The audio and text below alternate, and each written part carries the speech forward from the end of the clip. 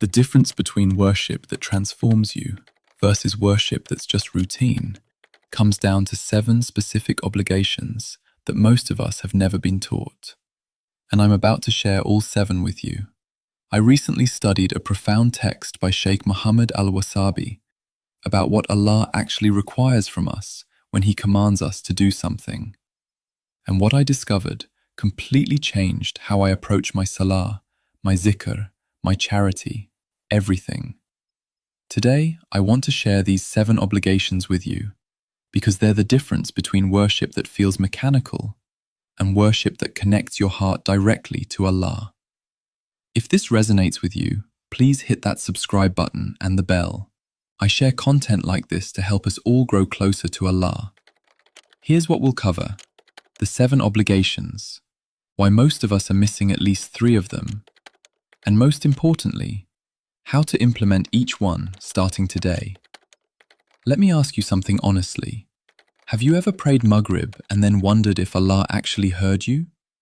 Not because you doubt Allah, astaghfirullah, but because your heart felt absent.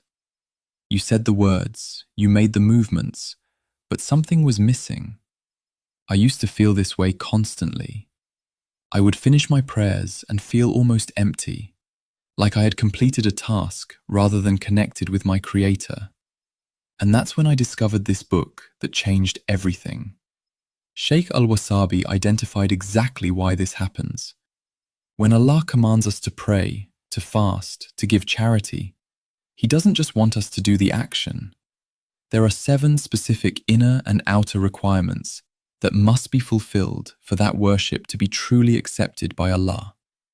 And here's what shocked me. Most of us have been taught maybe 2 or 3 of these our entire lives. Let me share all 7 with you first. Then we'll dive deep into the ones that will transform your worship immediately. The 7 obligations are: first, ilm, knowledge of what you're doing. Second, mahabba, love for the action. Third, ikhlas and niyyah, sincere intention. Fourth, al-amal, actually performing the deed. Fifth, correctness according to the sunnah. Sixth, warning against innovations. And 7th, thabat, steadfastness and consistency. Now, if you're like I was, you're probably thinking, I know about intention and doing the action. What's so revolutionary here? But it's the combination and how they work together that changes everything.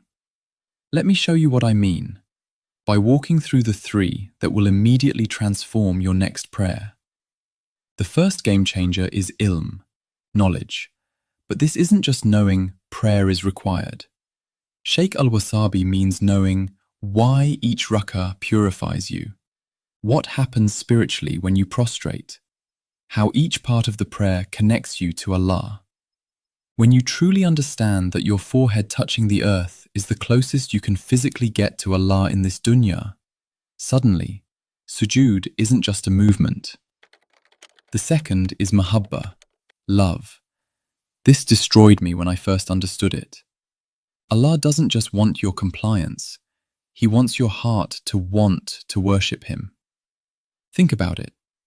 If your child cleaned their room only because you threatened them, versus because they genuinely wanted to please you, which would touch your heart more? Allah is Ar-Rahman, Ar-Rahim. He wants our love, not our fear. Here's how this changed my salah. Before each prayer, I spend 30 seconds reflecting on one benefit of that prayer. Fajr. I remember it's Allah waking me up before the world to have private time with Him. Maghrib. I thank Him for protecting me through another day. When you connect the worship to love, everything changes. The third game changer is what the Sheikh calls ikhlas and niyyah. And this is where most of us get sabotaged without realizing it. It's not enough to intend to pray for Allah. You have to examine your heart for any trace of wanting others to see your piety, wanting to feel good about yourself, wanting to earn Muslim points, anything other than pure love and obedience to Allah. I started asking myself before every act of worship, would I still do this if no human being would ever know? That question revealed some uncomfortable truths about my ego that I had to work through. But subhanallah, when your intention becomes truly pure, the spiritual reward and connection you feel is incomparable. And the fourth game changer is thabat, consistency. In a hadith Qudsi, that the most beloved deeds to him are those done regularly, even if small. This means your 2 rakahs of Fajr every single day for a year is more beloved to Allah than praying tahajjud for 6 hours once and then stopping. Consistency over intensity, always. So how do you actually implement this, starting today? Here's the exact framework I use, and I want you to try this with your next prayer, whatever prayer comes next for you. First, before you begin, spend 15 minutes gaining knowledge. Remind yourself what this prayer does spiritually. Fajr protects you for the day, Duha gives you midday reset, and so on. Second, cultivate love by reflecting on one benefit or blessing.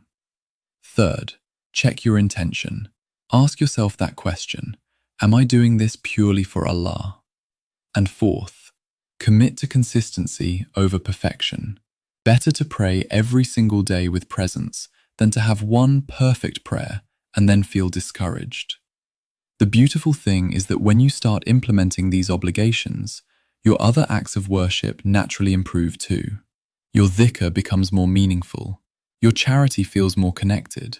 Your Quran reading touches your heart differently. It's like Allah opens doors in your spiritual life that you didn't even know were closed. So let me recap the 4 game changers we covered today. First, seek knowledge. Understand the spiritual reality of your worship. Second, cultivate love. Connect your heart to the action. Third, purify your intention. Do it purely for Allah. And fourth, prioritize consistency. Small and steady wins every time. I want to challenge you. Take your next prayer, whether it's Maghrib tonight or Fajr tomorrow, and implement just one of these obligations. Pick the one that resonated most with you. Focus on that one thing, and then come back and tell me in the comments how it felt different. I want to hear from you. Which of these 7 obligations were you already practicing, and which ones are you going to focus on? Drop a comment below and let's learn from each other. If this helped you understand worship in a new way, please share it with someone who could benefit. Sharing beneficial knowledge is sadaqah. And if you want to continue growing in your Islamic knowledge with content like this, make sure you're subscribed with notifications on. May Allah accept all of our worship and make it a source of closeness to Him. Barakallahu fikum, and I'll see you in the next video.